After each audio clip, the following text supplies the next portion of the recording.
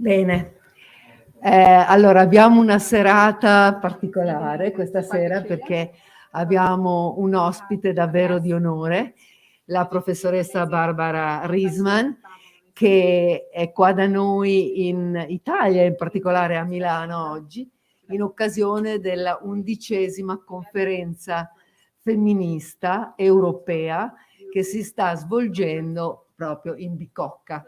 Questa conferenza ha avuto inizio ieri pomeriggio e Barbara Risman l'ha, si può dire, aperta con la sua riflessione proprio su un tema che si lega alle questioni che noi vogliamo affrontare qua questa sera. Prima di passare dunque al tema della fluidità di genere, direi che mi piace introdurre senz'altro la nostra ospite.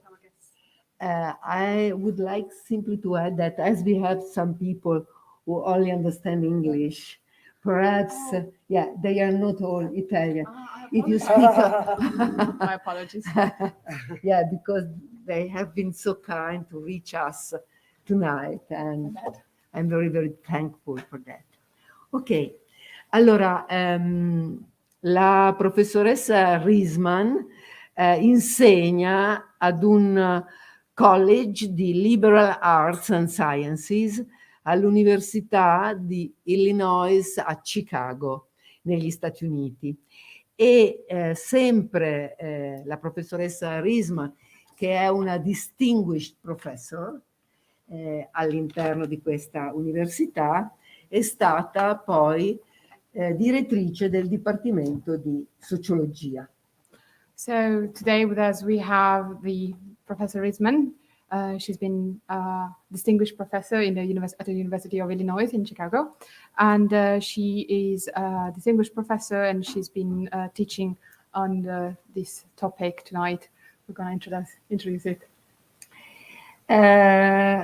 Inoltre, per 2 decenni ha diciamo insegnato alla North Carolina State University in Raleigh, this is correct, yes, dove in questa università ha fondato davvero qualcosa di importante, un programma in gender and women studies, studi delle donne. So for 2 decades she's been teaching also in the North Carolina State University, where she's been teaching gender studies.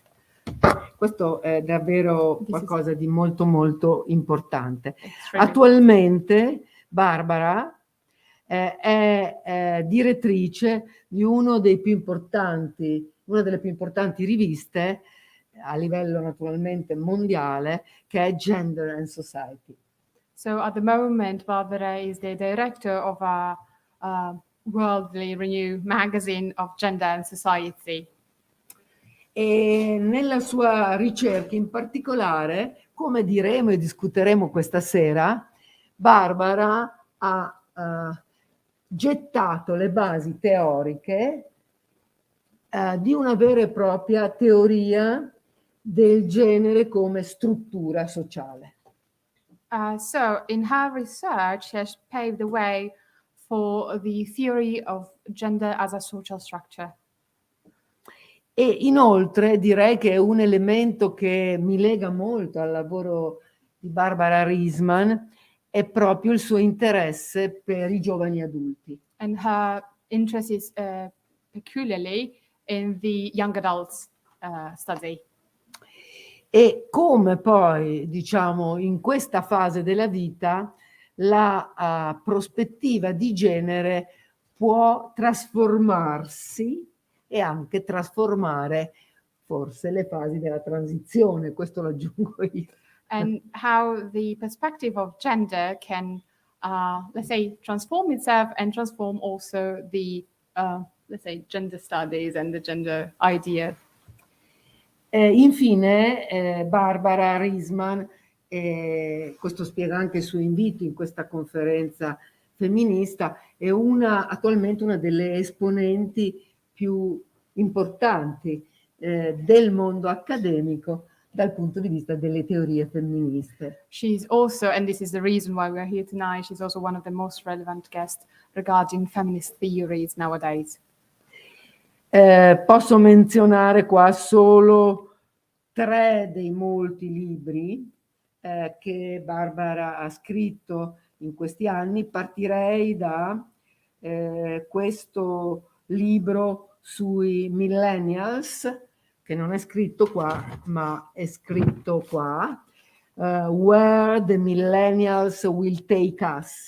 So she wrote different books, several books. 3 of those. One, the first of all, is on millennials. So millennials, millennials, Where the Millennials Will Take Us. Where the millennials will take us, okay? Ed è un testo del 2018. Written in 2018. E poi un altro libro che mi piace menzionare qui, non possiamo ovviamente toccare la bibliografia o entrare nella bibliografia completa, è un testo che ha un titolo, a mio giudizio, particolarmente significativo, Families as They Really Are, che è stato, diciamo, curato con altri anche autori o autrici. Okay, so another book that is particularly relevant is Family as They Really Are, that was also cured among other authors. Bene, questa è una brevissima presentazione, naturalmente, very short. This is clearly a very, very brief introduction.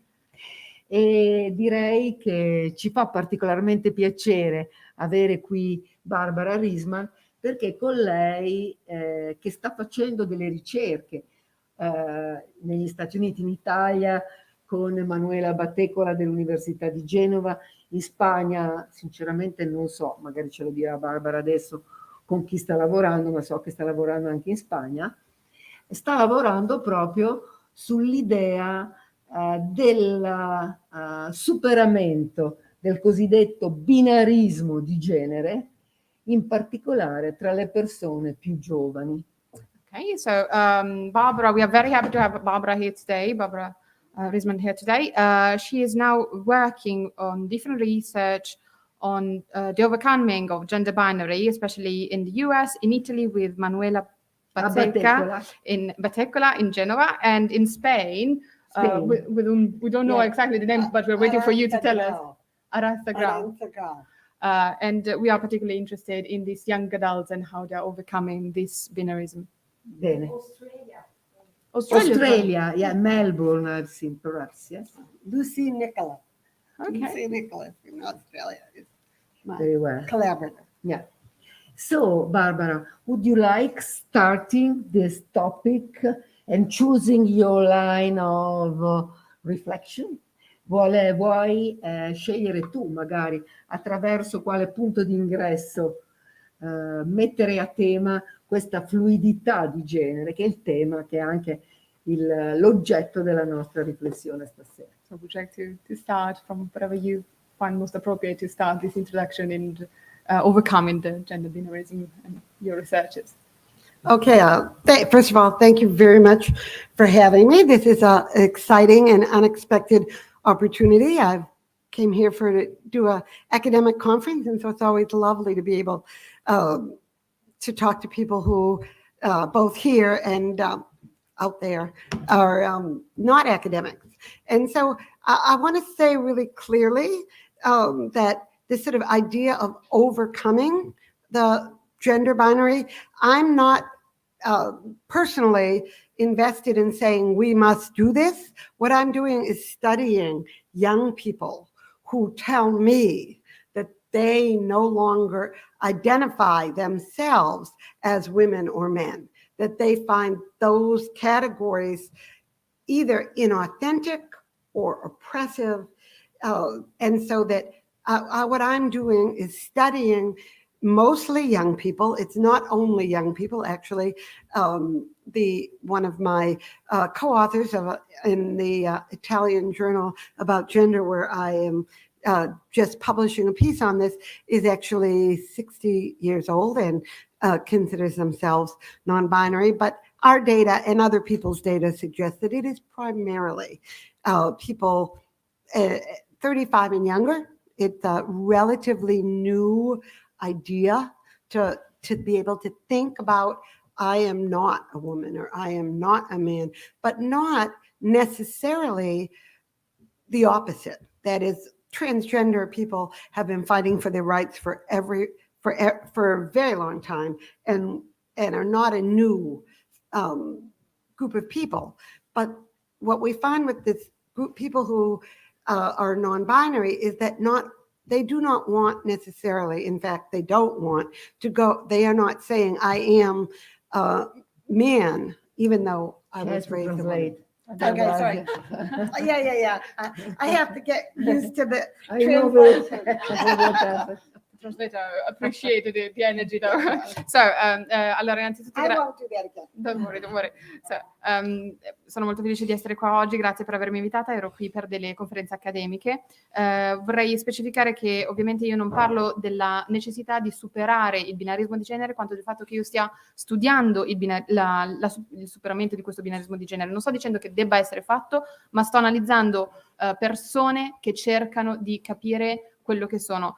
Sono generalmente persone giovani, sotto i 35 anni, ma anche il mio coautore con cui sto lavorando è una persona di 60 anni che si definisce non binaria. Questo è perché queste persone definiscono l'etichetta di genere una categoria inautentica o un po' oppressiva. Per questo motivo stiamo guardando questi dati e questi dati vanno analizzati soprattutto nel vedere che queste persone si definiscono né uomini né donne, ma non transessuali, vuol dire che non negano un genere per essere definiti nell'altro. I'm sorry, keep it short. So. No, I'm sorry, I will talk in smaller chunks. In any case, what I wanted to be clear was that often transgender men are men who were raised as boys and raised as girls and are men, and so they've crossed. They're the gender that they were not raised to be, whereas the non-binary young people we talk to are not claiming identities that are the opposite of the one they're raised in, but rather outside of either. Quindi quello che voglio specificare è che le persone transgender che magari sono state cresciute, gli uomini transgender magari cresciuti come femmine, in questo caso hanno fatto delle battaglie per dire io non sono quello, sono andati in contrasto su quello che sono stati, come sono stati cresciuti, e quindi c'è questo ribaltamento, mentre le persone non binarie non cercano l'opposto, quanto piuttosto cercano di uscire da questi schemi. Allora, grazie molte per questa introduzione che ci serve per, diciamo, tracciare le linee generali della questione. Vorrei allora direttamente adesso cercare di andare alle problematiche che attraversano anche la nostra realtà italiana. Scusa. Oh, sorry. So, thank you for the introduction. We would like to get into the issues that get into these non-binary issues that come up also in the Italian analisi. Sempre più spesso ciascuno di noi, adulto, insegnante, piuttosto che attivista in qualche gruppo o, come posso dire, comunque coinvolto nelle questioni che riguardano il mondo sociale e più in generale i movimenti sociali, entra in contatto con soggetti, ragazze e ragazzi, li definiremo dall'esterno, che si definiscono appunto non binari, non binary, e rivendicano dal mondo sociale un riconoscimento, quello che Barbara Risman, per esempio, nelle sue riflessioni chiama categoria X. Cioè, rivendicano una identità che esprime una rimessa in discussione della struttura di genere. So often nowadays, adults and teachers and activists and overall people involved in social issues and social movements are getting in touch with non-binary people, and these people claim they want to be recognized, and they claim what you call the category X. So they claim their identity. So we'd like to know something about this topic. She wasn't finished. She was just. No, poi mi chiedevi, scusami? Voleva finire lì. No, questa era un po' l'idea, vale a dire il nostro desiderio di avere anche da Barbara un punto di vista che ci aiuti a comprendere queste dinamiche che in particolare nelle aree metropolitane come questa sono molto più visibili, molto più quotidiane, ecco, forse rispetto ad altre realtà. We would like to know your point of view, and we would like for you to share your knowledge on this topic, especially for what concerns metropolitan areas as it's Milan, where this meeting, this connection with non-binary people can be a little bit more common compared to other type of societies.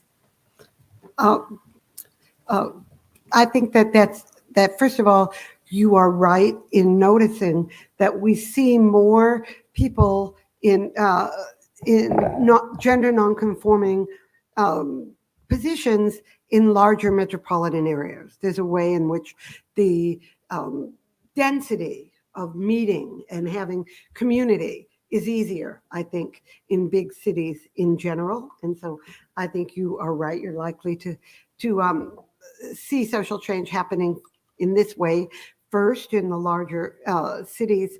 And I think it's important to remember that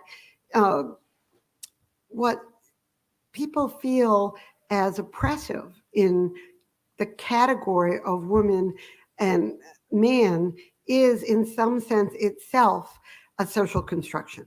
That is, people are uncomfortable in being expected to be a certain kind of person because they are a girl or a woman or a boy or a man. And so in many ways, people are trying to escape categories that come with all sorts of expectations that are not necessary to those categories, but they are real because they're imposed by society. And so by claiming identity outside the binary, it feels for them, I think most, is in a kind of liberation because the category feels oppressive. And so to exclude oneself, to leave that category, feels like an act of freedom or liberation from the expectations they don't want to meet, that don't feel authentic to them to meet. So, innanzitutto, come giustamente dicevi, noi vediamo queste persone non binarie specialmente nelle aree metropolitane e nelle città, dove la densità di popolazione rende più facile un contesto sociale in cui ci si possa riunire, ci si possa trovare. È importante anche notare come queste categorie di genere vengano viste come oppressive e quindi c'è questo costrutto sociale che obbliga all'uniformità, che viene vista come restringente. Per certe persone loro cercano di togliersi, di spostarsi al di fuori da queste categorie e da queste imposizioni che vengono, diciamo che non sono relative a un genere specifico, ma che vengono in qualche modo comunque sia date ad un genere e quindi imposte dalla società. Al di fuori di questo binarismo si ha una sorta di liberazione, si ha una sorta di trovare la libertà di quello che è la categoria oppressiva e quindi queste persone sempre di più cercano di spostarsi dall'oppressione della categoria per arrivare a una parte più autentica e più libera. Siccome poi noi diamo per scontate una serie di espressioni, tra di noi parlare di binarismo, come dire, quello che abbiamo sempre saputo, vale a dire che le società si strutturano sulla base dell'essere o uomini o donne e naturalmente questa struttura come Barbara, del resto, Barbara Risman ha scritto molto bene nei suoi testi, non è una struttura, tra virgolette, leggera, è una struttura pesante che si intreccia con altre strutture di potere, quella che viene chiamata con le virgolette race, razza, che ovviamente ha a che fare con la struttura di classe e così via. Questo è molto importante perché altrimenti non si capisce il suo punto di vista sulla una ricerca tra coloro che superano, vogliono superare il binarismo. In altri testi che Barbara ha scritto li ha definiti ribelli di genere, gender rebel. Am I right? Yes, you mentioned gender. I'm sorry, So sometimes we give for granted what we define binary. So it's a society structure where we need to be either men or women. And as you more often said, wrote in your book, this kind of structure, this imposition is not something light, it's not something easy to feel on ourselves together, and this is strongly connected with other structures as its race or class. So it's important to understand the point of view of non-binary people in order to understand them. Absolutely. I think that, first of all, you made a good point that when we think about gender, we have to think about how complicated it is. It's a structure like an economic, every society has an economic structure, a political structure, and a gender structure that has tremendous power over how people live their lives. We're talking about the identity, how people feel, but in the gender structure also creates the expectations we have for one another. And we also organize our institutions around gender. And so that if someone is not, rejects being in the category of woman or man, how do they buy their clothes? How do they, what bathroom do they go into when there's men and women's bathroom? The rules about life are so different. Still, even in a world where we've had feminism for many decades, the rules are still very different for men and women's lives. And so in order to accommodate and be inclusive of people who don't identify as men or women, many of the taken for granted ways we organize our everything from families to schools to workplaces need to be reflected upon seriously and perhaps changed. Sì, ovviamente il genere è una struttura molto complessa e va ad unirsi ad altre strutture che noi abbiamo nella società, come la struttura economica, la struttura politica. La struttura di genere non è meno potente per questo. Ovviamente non bisogna perdere di vista come si sentono le persone in questa struttura. La struttura crea aspettative e crea aspettative nelle istituzioni, nelle riflessioni su quello che è il genere, che vengono poi rispettate nelle varie categorie, nei bagni, nei vestiti, nel come ci si veste, e queste regole, una volta non seguite, vanno a creare una rottura. Nonostante anni di femminismo, continuiamo ad avere queste regole che vengono inculcate e considerate troppo oppressive, soprattutto dalle persone non binarie. Ovviamente bisogna andare a riflettere, a fare una riflessione molto grande su quello che sono modi per superare e per includere queste persone, anche altri modi di pensare alla famiglia, alla scuola e alla società. Questo è davvero il punto, secondo me, cruciale, vale a dire legare questa manifestazione di dissenso che riguarda il genere, quindi io non sono e non voglio essere un uomo, non sono e non voglio essere una donna, a una forma di rimessa in gioco, rimessa in discussione della struttura sociale complessiva. Il fatto che in questo momento, come dire, questa ribellione di genere, come era stata definita proprio da Barbara Risman qualche anno fa, prenda, per così dire, la veste di un rifiuto del binarismo, ci impone, a mio avviso, di prendere molto, molto seriamente questo rifiuto e ricollegarlo poi ad una crisi, a mio avviso naturalmente, più profonda della struttura di potere delle società neoliberiste in questa fase storica. This is exactly the crucial point. So connecting these people, rediscuss the social construction as a whole, as these people, the ones you defined as gender rebels, are now rejecting these categories. So we need to connect and understand the crisis that this is creating and how the power is now rediscussed in a neoliberal society as they are. It's a great question, a hard one, because I think in many ways the people who identify as non-binary, or in some senses, I've heard in Italy, sometimes the language is used, gender queer is more common, or they are themselves, as all of us do, focused on the self and the identity of themselves as individuals, and not necessarily so much on the social structure and social change.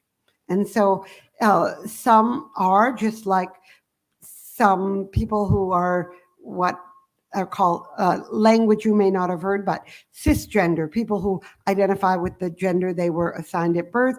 Some of us are activists, and some of us are not. We just want to live our lives without feeling oppressed. And I think that's really true for non-binary people or genderqueer people as well. Some are activists and really want to, use their personal experience to, in a kind of political and reconstructive way of society. And some really just want to be able to live the way they want to live and not be part of major social movements. And so, and yet, there is an irony, because without social activism and reconstructing the way society operates, they can never live the private lives they want to live. Questa era un'ottima domanda, una domanda difficile. Ci sono molti modi differenti anche nella lingua italiana di definire le persone non binarie. Ogni tanto sentiamo la definizione gender queer. Queste persone, così come noi stessi, alle volte non riflettono così tanto sulla struttura sociale e sul cambiamento sociale. Cioè, molte persone cisgenere, ovvero persone che sono nate, sono state cresciute nel genere a loro assegnato e si rivedono in questo genere, alle volte fanno parte sono degli attivisti e alle volte no. Ovviamente nessuno vuole sentirsi oppresso. In questo caso anche queste persone, alcune di loro fanno parte di movimenti, di gruppi attivisti, e altri no. Il che significa che anche alcuni di loro utilizzano il loro privato come politico, altri invece non vogliono far parte di movimenti, però non capiscono che effettivamente senza attivismo non ci può essere un cambiamento nella società, e quindi c'è questa distinzione da notare anche. Sì. In effetti, secondo me, proprio quello che Barbara sta mettendo in luce anche questa sera, c'è un sottile confine tra la rivendicazione del non binario, del non binarismo come dimensione politica e una, per così dire, rivendicazione più culturalista. E la mia domanda da questo punto di vista è per Barbara: secondo te possiamo davvero sovrapporre in modo perfetto la rivendicazione cosiddetta queer, che è essere un po' eccentrico, trasversale e così via, e la rivendicazione forte del rifiuto della struttura binaria di genere.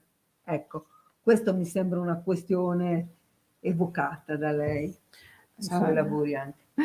In my opinion, the idea of non-binary people to reivindicate, to fight on a political dimension, it's also a cultural reivindication. So the question is now, in your opinion, can we perfectly overlap the queer revindication with the strong rejection of a binary structure? Also a great question. We have not done most of our analysis yet. We have 120 interviews completed in 3 cities in the United States, and we now have interviews being done in other parts of the world. And yet, I can tell you a little bit from having done and supervised the interviews being done. And I think that in almost every case, not every one we've interviewed, people who identify as non-binary are rejecting the idea of categories.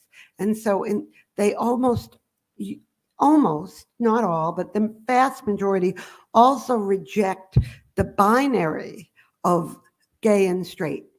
They identify instead as mostly as queer in some sexual minority language. That is, they don't think that sexuality should be necessarily categorized either, that sexuality, gender is fluid, and the categories should be more porous, and sexuality as well, that they are attracted to a person and not a category.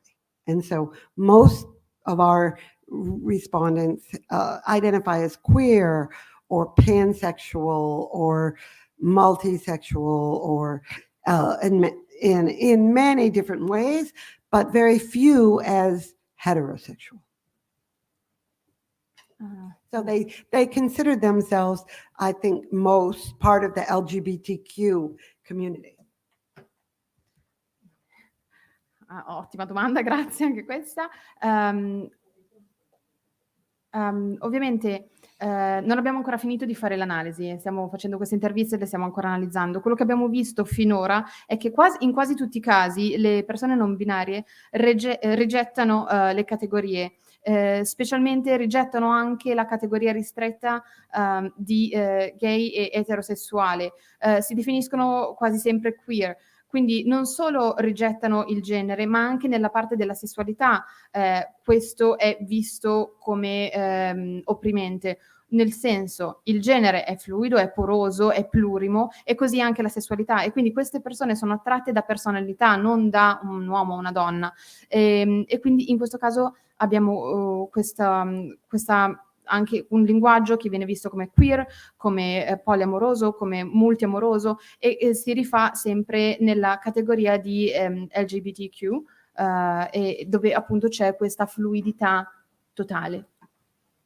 E in effetti credo che stiamo toccando dei punti molto importanti per il dibattito, perché oggi più di sempre, vorrei dire, le identità di genere in quanto tali, dunque costruite dentro questo schema binario, vengono rimesse in discussione anche dalla rivendicazione di identità sessuali plurime.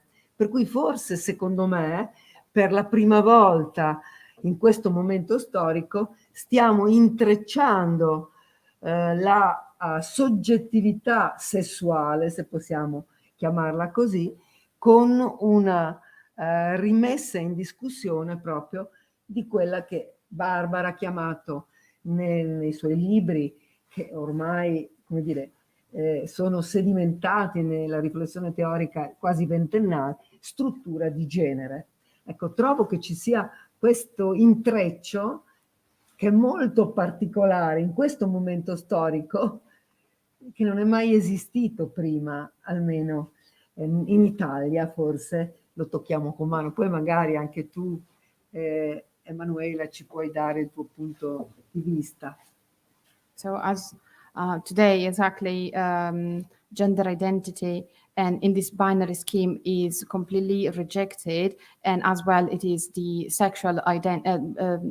We are rediscussing polysexual identities, and for the first time in history, probably, at least in Italy, we are noticing an interconnection between a sexual subjectivity and a redefinition of what you wrote in many different papers, the structure of the gender. And so we have this new interconnection that has never been seen before.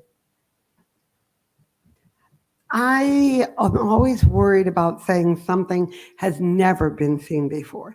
I think that in many cultures, there have been, in pre-modern societies, there have been categories of people who were uncomfortable in often being presumed to have to take a wife or take a husband in a sexual partnership, and that the roles in those societies have allowed for a third kind of sexual gender category that was always stigmatized, but sometimes less so than we see in contemporary Western societies. And yet, I do think that that is a different, I think, analytic somewhat than the rejection of categories altogether, because those third sexes or third genders were a third, 1, 2, 3, but an alternative place and a better place in many ways than being stuck in the categories that didn't work for people, for people in those societies. But they weren't a rejection of the idea of being they weren't outside of a category. They weren't the imaginary of being neither A or B, but not a C, but just not A or B, just not in a category. I think that's a very postmodern kind of deconstruction of category idea that at least appears to me to be somewhat new in historical terms, and certainly in its growth. I've only seen data from an American sample, but just last week, the Pew Foundation, which is a statistical group in America that collects all sorts of data, did a big, very descriptive report on non-binary people in the United States, and the overall numbers were 2%, 1.6%, I think they said, overall in America. But for people under 30, 5%. So there's an increase in numbers of people who are rejecting categories. And there's lots of debates about why this is the case, but I can tell you from the data I've seen, it is most definitely the case. In some research, in middle schools, you get much higher levels. I'm sorry. Sorry if I do that. No. I get carried away, sorry. Sì, forse non direi mai vista prima nella società, nel senso che nelle società premoderne c'erano certamente delle condizioni di ruoli di 3 generi e questo terzo sesso era sempre stigmatizzato, magari era un po' meno di quello che è la società occidentale contemporanea, ma c'era comunque il fatto di avere 1, 2 o 3 generi, 1, 2 o 3, e quindi c'è comunque una scelta. In questo caso invece effettivamente vediamo il rigetto totale, non se ne vuole scegliere uno, ma le alternative comunque non funzionano e quindi le categorie vengono non scelte e non si riesce, ai tempi, prima nelle società premoderne, non si riusciva ad immaginare il non essere qualcosa. Questo secondo me è una decostruzione molto postmoderna e posso parlarvi di alcune ricerche. Adesso stiamo ancora guardando i dati, ho visto i dati per quello che riguarda gli Stati Uniti da una società che si chiama Pew Foundation, che si occupa di analisi dati, e in questo report le persone non binarie negli Stati Uniti sono una parte minima, meno del 2%, ma nelle persone sotto i 30 anni arrivano a superare il 5%, il che significa che sempre più giovani stanno rigettando queste categorie. Adesso, guardando i dati, la domanda è perché? Questo è quello di cui ci stiamo interrogando, però se non altro possiamo dire che per ora è così e il trend è questo, si sta andando verso, soprattutto, e questa è quella che mi stava dicendo, nelle parti di ragazzi delle scuole medie. Esatto, che è anche la situazione che si verifica in Italia, vale a dire proprio anche dalle medie inferiori in su. Ne parlavo con dei colleghi, anzi delle colleghe proprio di recente, c'è questo rifiuto della categoria maschio-femmina in famiglia, in classe e così via. Ecco, volevo solo fare questa precisazione, sono d'accordissimo con Barbara sul fatto che, per esempio, nella società indiana il cosiddetto terzo sesso è istituzionalizzato da sempre. Ci sono dei bellissimi studi antropologici, me ne ricordo uno che si chiama Canone inverso in italiano, però non mi ricordo gli autori, scusatemi, ma si possono trovare molto molto facilmente, che mette proprio a tema come il rifiuto del binarismo inteso in senso premoderno, quasi magico, non sia certamente, come giustamente sottolinea Barbara, una questione dell'oggi. Questo è il primo pezzo. Se lo puoi tradurre, poi vado col secondo pezzo. So yes, totally in Italy also talking with some colleagues, we were discussing regarding people in middle school, how they are also rejecting more and more the categories in the families and in classrooms. And absolutely I want to also to add that totally agree that in the Indian society, the third sex has been institutionalized in the past. And I think it's inverted canon. Canone inverso il libro. Sì. The book is called Inverted Canon, but it might have a different name because I don't know the English translation, where we talk about the pre-modern third sex, but we never talk about the rejection of binary gender. E volevo concludere dicendo che quello che, come dire, l'orizzonte che si può aprire intorno a queste problematiche è che nell'arcipelago della rimessa in discussione del sistema di potere sempre di più oggi c'è questo, cioè si intravede, come dice Barbara, in crescendo questa dimensione di presa di distanza dall'ordine binario del mondo sociale, perché appunto l'essere uomini o l'essere donne ha costruito da sempre la base, il fondamento, vorrei dire, dell'ordine sociale. So in this horizon, we are opening a rediscussion of the power system, and we see nowadays more and more the rejection and how we are moving away from the society binary choice. And this is noticeable and is seen as the construction of the rejection and the redefinition of what is society. I'm not sure I really understand the question. Might be my bad.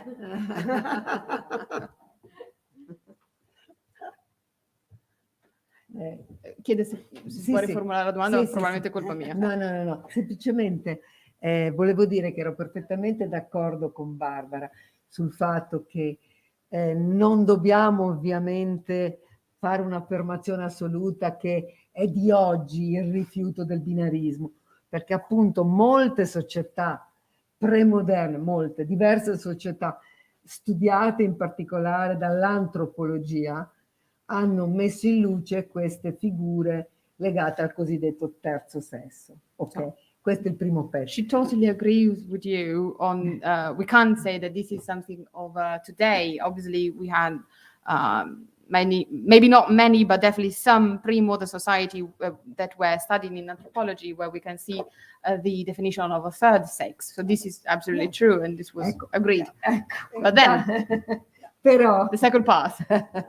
Però in questo momento storico noi ci confrontiamo, siamo partiti dalle realtà metropolitane, come dicevamo prima, con una realtà molto differente, naturalmente postmoderna, come diceva Barbara, in cui, al cui interno sempre di più il distacco dal binarismo può essere un sintomo, può essere interpretato, può essere analizzato anche come un modo di prendere le distanze dal genere come struttura di potere. Ecco la differenza tra il post e il pre-moderno. So, obviously, in this moment, especially as you were saying before, in metropolitan city, we can see more and more this moving away from the definition of the categories, and in this post-modern society, more and more we see the detachment from binary. And it is analyzed as a way to move away from gender as the society power structure. I agree that, in fact, that could be a consequence of people rejecting categories, that as they reject categories, there is a kind of tipping point where the categories, people reject them, there are many alternatives that people choose, and that weakens the historical power of patriarchy, where men have more power than women. That's absolutely a possibility. One I would like to see, that's the feminist possibility in this. I don't think that it is the obvious or necessary, at least short-term consequence, because I think that this kind of fast social change often produces very strong, powerful backlash. And that backlash can be have consequences far beyond the individuals who are rejecting gender binaries, if in fact it reinforces not only the binary, but a binary that historically privileges men and disadvantages women. And so I think that there is no preordained future here, because at this moment we see this phenomenon happening. Male privilege and male dominance has a long and powerful history behind it. And I think it will be a long and protracted struggle to move beyond a society where gender is very important and powerful. I certainly think that that is the appropriate goal for a 21st century feminist movement, however. Sì, ovviamente questa potrebbe essere una conseguenza. Il rigetto delle categorie però ha diverse alternative. Il potere patriarcale, la possibilità di, diciamo che mi piacerebbe vedere questo potere smantellato, non è l'unica e ovvia conseguenza di questo rigetto. Questi cambiamenti sociali molto rapidi potrebbero avere quello che viene dato un rinculo, e delle conseguenze che in questo momento non riusciamo a vedere, anche perché il genere e questo il rinforzo del privilegio, diciamo, il negare il genere potrebbe addirittura sottolineare la forza del genere e la predominanza di questo. Il fenomeno della visione storica patriarcale, il privilegio maschile patriarcale è stato molto a lungo predominante, e quindi diciamo non è certo quello che seguirà dopo nel rigetto. Io davvero apprezzo molto questo tipo di consapevolezza che nasce, sottolineo, anche dalla ricerca sociologica, perché Barbara Risman è una sociologa nata in un periodo storico, in qualche modo, in cui i movimenti sociali hanno avuto un ruolo fondamentale nel produrre dinamiche di mutamento e dunque ha la capacità di cogliere poi quello che viene chiamato backlash, cioè il fatto che qualsiasi tendenza poi può produrre un rigetto, può produrre un'accentuazione del fenomeno che quella tendenza avrebbe voluto ovviamente spazzare via. Se pensiamo per esempio alla storia italiana, ci rendiamo benissimo conto che da un certo punto di vista i movimenti anti-autoritari poi hanno in Italia, dagli anni 60 in avanti, possono avere contribuito a proporre forme di modernizzazione, sì, ma anche di contrapposizione di poteri forti. Lo sappiamo se pensiamo poi al ruolo che il terrorismo ha avuto, eccetera. Non possiamo andare adesso in questa direzione, ovviamente. Però, voglio dire, l'idea del backlash mi sembra molto importante.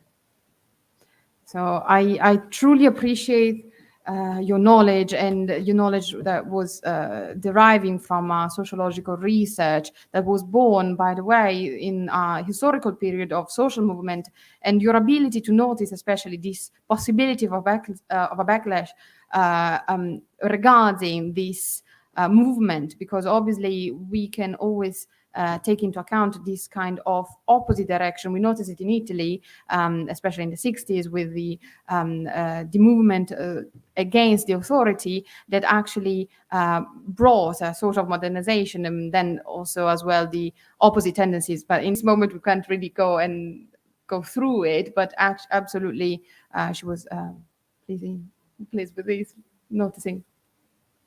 Yeah. Yeah. Yes, I think we always see in social movements progressive movements and then reactionary movements and progressive movements and reactionary movements, and people who care about progressive liberatory movements just have to keep moving forward. Yeah. Yeah. Quindi nei movimenti sociali vediamo sempre azione e reazione, e la cosa importante è sempre andare avanti, muoversi verso avanti. Certo.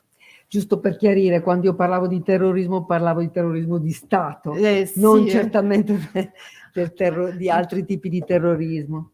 Ma mi piacerebbe sapere se ci sono anche delle domande qua nel pubblico, tra il pubblico.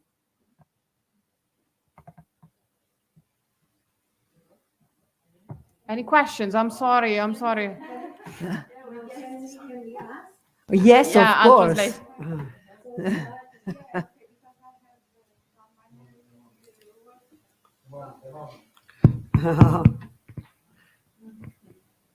Thank you. So I really want to, well, I have a lot of things going on in my mind right now, because actually my research was a small scale research, but I have many different things. And actually I found 3 different ways of being non-binary. One of them was rejecting categories, but there are, so, and I was looking at gender transgressions. So I was looking at how non-binary redo norms. So how they do norms otherwise. Absolutely. Okay, so just to situate why I'm going to do this question, because actually I don't think, I'm not speaking for non-binary, but I distinguish between gender in itself and gender for itself, in a way. And I think that you actually distinguish between non-binary being activists or not, but being non-binary in this world is being visible, if you want to affirm your gender in a way. So you can be differently non-binary, but you have to be somehow visible, because you can ask for your pronouns or you can change your certificate. You are going to be visible somehow. And how that relates to the gender order, if we would use Connell's approach, that was my approach, but well, with gender structure. Sorry, could you kindly let the translate? Sorry, yeah, I know it's difficult, but okay, so that was my comment, and then I will make the question. Dicevo che quando le persone parlano poi si dimenticano. Martina deve tradurre. No. Allora, ci sono molte cose da dire. Ovviamente lei sta facendo una piccola ricerca, ha notato 3 diversi modi di esprimere il non binarismo, come il rigetto delle categorie, la trasgressione del genere, ricreare le norme. E si parla di gender in itself e gender for itself, che non traduco perché... In sé per sé, In come sé la per classe sé, in sé, ok. la classe per sé. Ok? E diceva soprattutto che l'essere non binari in realtà nella società, pur non essendo degli attivisti, porta ad essere visibili, perché comunque nel rifiutare il genere in qualche modo bisogna mostrarsi. Grazie. So my question goes on. I'm trying to be clear. As I said, I have a lot of thoughts on this, but the thing is, it has much to do about recognition.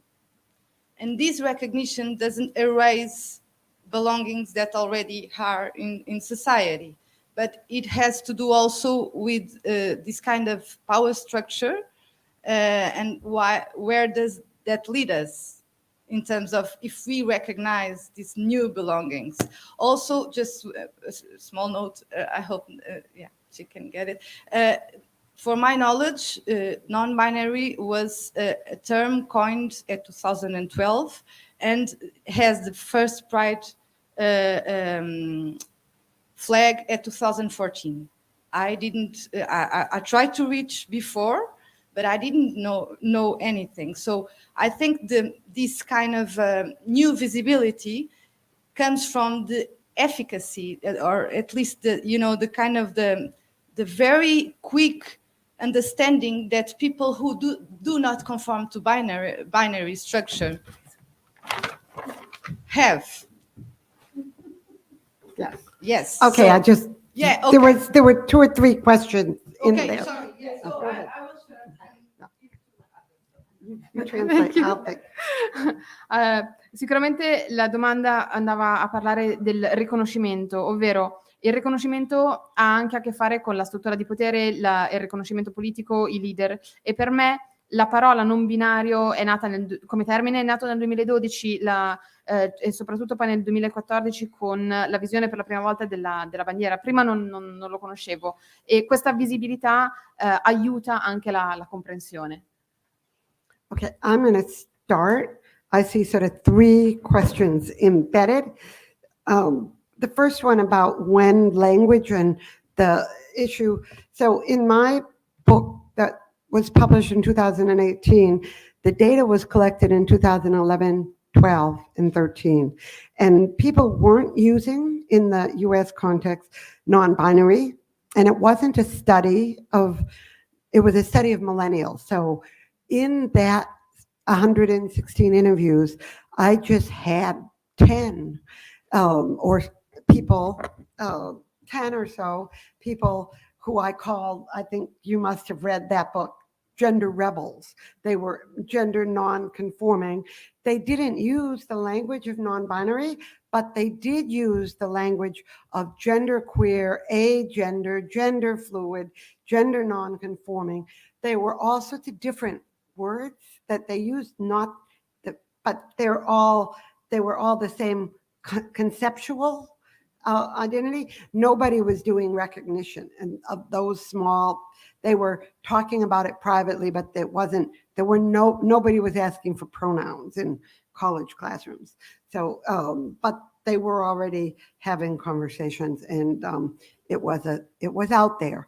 In terms of recognition, and you can't be recognized unless you in some ways use your body to show your gender. In those early, I'm gonna just let her translate and then I'll come back.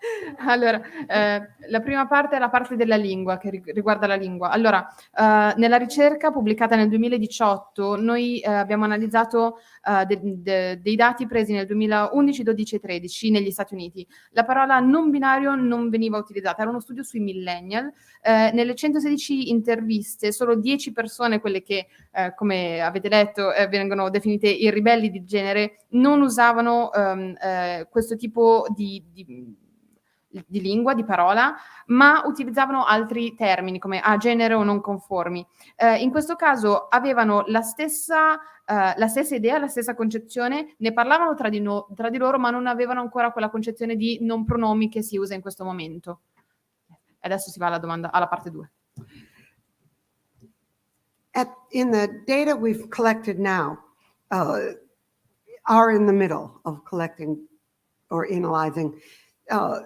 Most, but not at all, every person we interviewed uses their body to show their gender. There's much less, there's a sense that one should be free to do that, of course, but some people will say, no, I can just identify in my identity, in my head. I don't have to change the way I look or sound or think or show.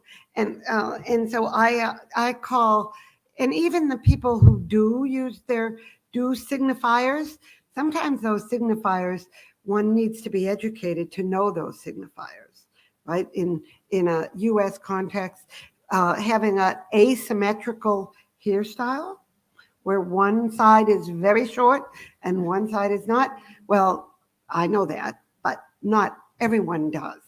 So there's a way in which that is not considered necessary anymore. But even for people who do use their bodies, which I think is probably still the majority, the process of to whom they want to be recognized by is very complicated. Most of the people we talk to, not at all, because they're afraid. If you have a X on your driver's license and you get stopped by a police officer, how do you know how he or she is going to treat you? And so, no, we have a few people do, but there's not an overwhelming. There's still, because there's too many, I think the vast majority of people are only out to people who are safe. That is, their friends, maybe if they have families that are supportive, but not necessarily everybody in the family, not my grandparents or just my siblings, most not at work. In merito al riconoscimento, ovviamente si usa il corpo. Nei dati che stiamo raccogliendo, che stiamo analizzando, molti, ma non tutte le persone utilizzano il loro corpo per rappresentare questa diciamo, ribellione. Alcuni parlano di questa identità nella mente, ma non nel modo in cui si vestono, si rappresentano, non lo mostrano, e anche quando se lo fanno, magari c'è una simmetria. Negli Stati Uniti viene utilizzato un taglio di capelli molto asimmetrico, corto da un lato e lungo dall'altro. Questo viene saputo solo da un numero ristretto di persone, da alcune persone, quindi si decide, se si usa il corpo, di far sapere, il processo viene analizzato da chi vogliono far sapere questa identità. C'è della paura, soprattutto per quel che riguarda i documenti. Se si ha una X nel genere in quello che è la patente di guida, potrebbe essere un problema nel momento in cui si viene fermati dalle polizia, perché non si sa se il poliziotto o la poliziotta come reagirà a questa X nella parte di genere. Alcune persone lo fanno, ma lo fanno ad esempio con persone ristrette, magari la maggior parte lo fa con gli amici, con la famiglia, ma neanche tutta la famiglia, magari con i fratelli e le sorelle, non con i nonni. Quindi c'è sempre questo timore nel mostrarsi.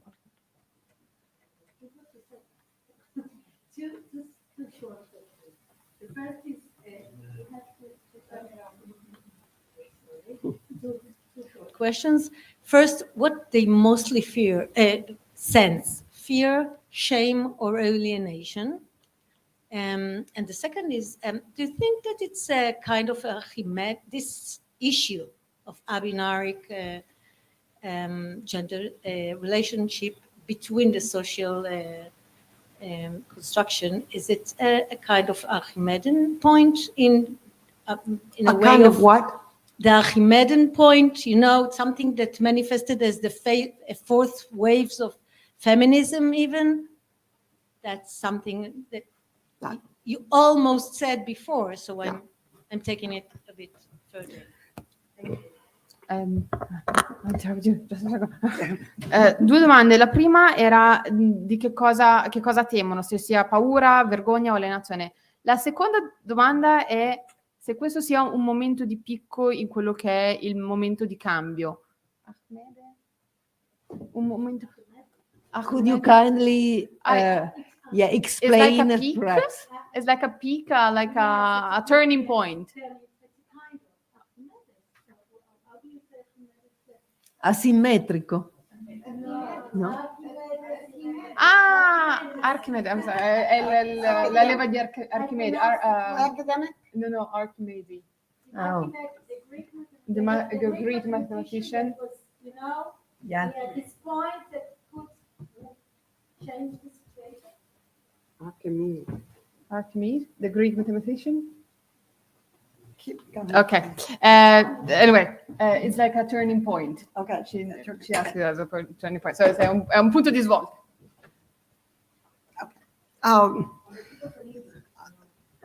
The only thing that I think people are afraid of is the being forced to be out when they don't want to be, right? And it's because there's no coming out, like, you know, a coming out. I'm non-binary. It's over and over to different in one group. You may tell someone but not another person, and so there's the only mention of fear was that the reason that people don't jump on this notion of being able to change their category officially on documents is because it outs you to people you wouldn't want to out yourself to because you don't feel safe. And so mostly I think people who identify with people find rejecting categories liberatory and a positive emotion. It's only that the fear of being exposed when one wouldn't have shared one's own identity that would create fear, because that might happen in an unsafe environment, even physically unsafe. And yes, I mean, I have written in a variety of different places that I think that in some ways this thinking about this destruction or moving beyond a gender structure would be a very liberatory move for everyone, whether or not people are non-binary or not, because those categorical expectations about femininity and masculinity are oppressive to everyone. And to the extent they're not, it's because we are so well socialized into only allowing a kind of part of humanity into ourselves that doesn't feel oppressive. And so, yes, I think that the fourth wave of feminism ought to be about liberating all of us from gender. I completely agree. Sorry, just a minute. Queste persone temono di essere esposti quando non vogliono esserlo. Lo dicono ad alcune persone, non lo dicono a tutti, non lo dicono ad altre. E questa capacità di cambiare le categorie, questo non esporsi, è perché non si sentono sicuri, non c'è questa sicurezza. Ovviamente potersi definire non genere è liberatorio, è una cosa positiva, ma la paura di essere esposti in un ambiente non sicuro, che sia solo a livello verbale ma anche fisico, è quello che li trattiene.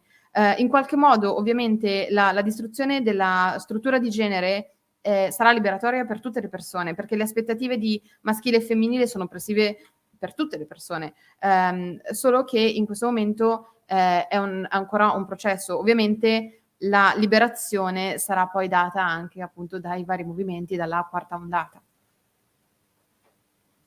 C'era una domanda. Su ancora. Thank you. I want to ask you a short question. You talk about one direction of the backlash, but I want to ask you another thing. We made a conference in our college to support the law to incriminate the client in the sex industry. And we found that there is a lot of conflicts in the feminist movement in Israel and also in the state between non-binary people and feminist survivors around the sex industry and etc. Oh, Parlavamo prima di un possibile, diciamo, un backlash. Allora, si chiede nella parte dell'industria del sesso la criminalizzazione della persona che va a pagare. In Israele e negli Stati Uniti questo conflitto tra persone non binarie e le sopravviventi femministe, le persone sopravvissute femministe è molto forte, e quindi si chiede probabilmente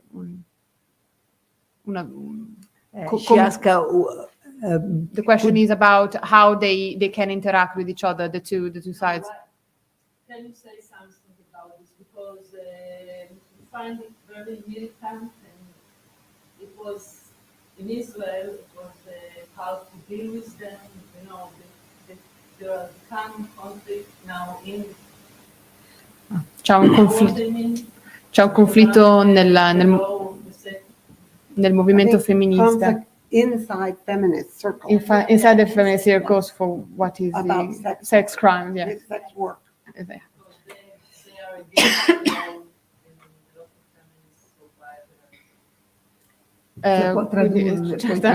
quindi c'è questo conflitto nei movimenti femministi con le sopravviventi, con quello che è l'industria del sesso, e come si può, se potesse dare un suo punto di vista su quello che è questa relazione abbastanza conflittuale. I wish that my colleague Emanuela Abaticoli was here, because this really is her expertise. It is not mine. I think that I have seen the same kind of conflict within the feminist movement, and I think that as in many complicated issues, there are good strong points in both sides. There are, in fact, survivors and people who have been trafficked and whose lives have been upended and need protection, and future people need protection from that problem. There are also people who feel very strongly that they have a right to use their body in any economic way that makes sense to them, and that they prefer to do sex work than other kinds of work for which they are capable and would be paid much less. And then, you know, in the United States, there are unions that represent sex workers. And so I think that we need to think in both and ways, that there are sex workers who are exploited and trafficked and are not making free choices. And there are sex workers who may make choices that some feminists may think are inappropriate, and they may make choices out of bad options, but they still have the right to make those choices. And so I think we need to think of both and. Yes, that comes back to where we started a conference on yesterday with ambivalence, which is my our speaker, Carmen, sitting next to me's theoretical work. And so that's a perfect way to end. Thank you. Sì, ovviamente preferirei ci fosse qua la mia collega, perché lei ne sa, ha studiato questo molto più di me. Ho visto il conflitto, l'ho visto nel movimento, ci sono molte questioni e da entrambe le parti abbiamo dei punti che vanno tenuti in considerazione. Abbiamo delle sopravviventi, c'è il traffico dei corpi che bisogna andare ad analizzare e a bisogna andare a proteggere queste persone, però c'è anche il diritto di utilizzare il corpo come meglio si crede. Ci sono alcune persone che hanno il diritto e preferiscono utilizzare il loro corpo al posto di fare dei lavori che sono molto meno pagati. Negli Stati Uniti ci sono dei sindacati per le persone che si prostituiscono, quindi da un lato abbiamo delle persone che vengono sfruttate e non sono libere di scelta, dall'altro abbiamo delle persone che invece vogliono scegliere, e alle volte sono delle scelte un po' forzate, ma in ogni caso bisogna andare a vedere, bisogna andare a lasciare la libertà di scegliere del proprio corpo, e quindi c'è questa ambivalenza che va tenuta in considerazione. Yeah, no, kindly take the micro. Yeah, thank you. Thank you. Dicevo Grazie. di prendere il microfono perché altrimenti It's just one non question. I resta know registrato. we are all tired, so it's just a very small question. What's the way of misgendering in your big sample? Because you were talking about this fear, but then I thought that probably there's some of them who are also dealing with misgendering. Because Almost they are all of rejecting. them. Yeah. So how do they deal with that in terms of, not being visible well, Right. or being visible only to the safe spaces, because that's a burden they have to carry on, right? So I don't know. I think, oh, Qual è il peso dell'essere non riconosciuti nel genere, ovvero forse per alcune persone c'è anche questo peso nel non essere visibili, e come questo va a impattare come si dice, misgender? In italiano c'è un termine per... Cisgender? No, il misgender. Mixed gender, ma non No, abbiamo... lo sbaglio del riconoscimento di genere, non so se ci sia un verbo in italiano. No, I was wondering if there was a verb in Italian, sorry. Se c'è un... We don't have it. Non at the abbiamo un moment. se c'è un modo per appunto per queste persone, perché spesso vengono non riconosciute nel genere corretto o vengono misinterpretate, malinterpretate nel genere. I think that there's two ways to think about misgendering. One is many people talk about it in very angry ways. When they ask for recognition and they do not get it, it feels disrespectful. It makes people angry, feeling not belonging. But there's another side of it, which is that in many circumstances, many of our respondents are not out. That is, they, in some sense, they want to pass in what I call their street gender. That is, they are not asking for recognition because they don't want to, in the same way that at least in the past, some gay people didn't tell their employers they were gay. They didn't think they were being misunderstood. They were just being careful and private. And for many of the people we talk to, they don't want to be misgendered by people they want recognition from, but they are happy to be misgendered by people whom they do not want they do not want the hassle or the perhaps negative evaluation of having to deal with them knowing their gender identity. And so in some senses, they want to be misgendered if they don't want to be out. Sì, quindi ci sono due modi. Il primo è quando le persone effettivamente sono verbali e richiedono di essere riconosciute come non binarie e non ottengono il rispetto e non ottengono appunto questa distinzione, questa attenzione. In un altro caso invece molti non sono verbali, passatemi il termine in italiano, e cercano di camuffarsi in qualche modo, così come facevano i gay anni fa nel non dire magari al datore di lavoro che erano omosessuali e erano semplicemente molto privati ed erano molto attenti in contesti sociali in cui non si sentivano sicuri. In questo caso le persone non binarie cercano di non avere problemi, e quindi c'è questa doppia parte in cui cercano di non avere problemi con delle persone che potrebbero effettivamente dare problemi, e dall'altro lato chiedono di essere riconosciute e riconosciuti con persone di cui si fidano.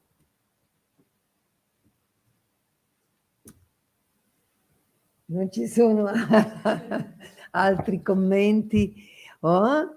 Allora, io potrei cercare di fare una specie di riflessione conclusiva. Una parte di me è come dire, quasi, non dico divertita, passatemi un termine non appropriato, ma siamo di fronte ad un nuovo fenomeno sociale, e come tutti i nuovi fenomeni sociali dobbiamo ancora costruire un linguaggio comune che serve ad esprimerlo in modo chiaro. Per cui si intrecciano davvero tanti differenti piani di analisi. Questo è il primo punto, poi arrivo al secondo. So, thank you. So I would like just to sum up, because part of me is amazed, even maybe it's not the right adjective, but when we are in front of new social phenomena, we need to build many things. And in this case, we also need to build a language to express these many levels of analysis we need to require, especially in Italian, because we don't have the language.